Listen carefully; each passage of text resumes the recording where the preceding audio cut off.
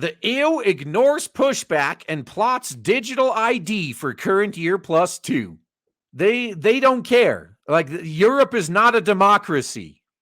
I'm not trying to claim the US is either, by the way. I'm just making an observation about the EU right now. They are the nobility. You are the peasants.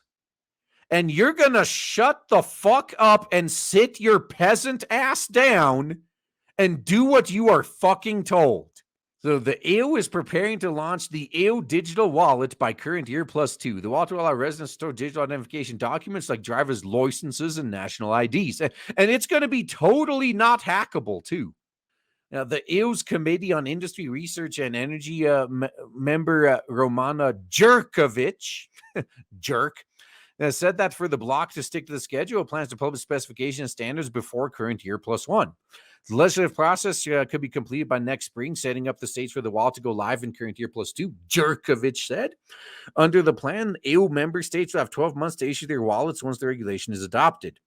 The initiative has been criticized by digital rights groups, some tech companies, and industry groups. The pushback could result in a delay of the launch. It should result in the cancellation, really.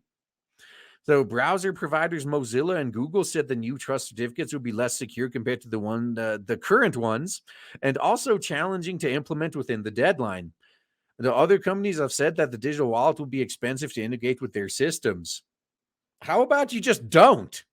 Now, do what I suggested. Just if anyone from within the EU tries to access the site, instead show them a pop-up explaining what a VPN is and how to use it. Earlier this year, there was a controversy about the use of unique identifiers. They could be used for tracking purposes, some noting that it would be illegal in countries like Germany, Austria, and the Netherlands. Oh man. No, here's where it gets funny. If they need to use these digital IDs to access global sites, what if someone from outside of the EU decides to spy on them? What are you going to do then? How are you going to excuse yourself then? Oh, God. VPNs are a must in the modern age. Now, I'm kind of two minds on VPNs. The technology itself is great. I'm just getting worried that normies know what VPNs are now. It's actually just like ad blockers. I remember the early days of the internet when ads started becoming big, and then, of course, they became as intrusive as possible, like full screen ads that pop out and take over everything you're doing, and autoplay ads with audio to them and all that shit. Ad blockers used to be like VPNs were back in the day too, where most people didn't know what an ad blocker was. So for the most part, nobody cared about ad blockers because it was just a few nerds that even knew about them or how to use them, how to install them, whatever. And then ad blockers became common fucking knowledge and everybody used an ad blocker. And now suddenly everyone is, all the big corpos view ad blockers as a problem and they're fighting against them. And VPNs are the same way.